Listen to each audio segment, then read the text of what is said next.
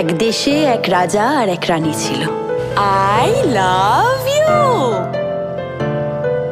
রানীর সেবারে খুব শরীর খারাপ।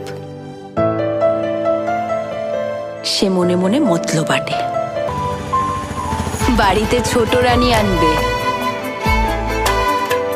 রাজা তাতে রাজি হবে না, রানী সেটা খুব ভালো করেই জানতো।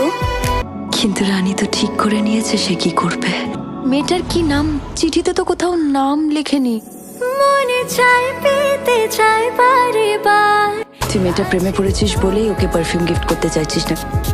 এটা তো ইনফ্যাচুয়েশন না। ভালোই মিথ্যে কথা বলা শিখেছিস। Stop it! তোর ছোট থেকে আমি ওই মেয়েটার পারফিউমের গন্ধ পেয়েছি। তুই তো আমায় বলেছিলি এগুলো করতে। আমি করেছিলাম? তুই বলেছিস। হ্যাঁ, তুই বাচ্চা। নিশান, তুই তো আমাদের অ্যানিভার্সারিটাও পর্যন্ত ভুলে গেছিলি। রানী বড্ড ভুল করেছিল। ওই হাত দিয়ে আমাকে ছবি দাও। এখন রানী একা, সে এবার গল্পটাকে শেষ করে দেবে।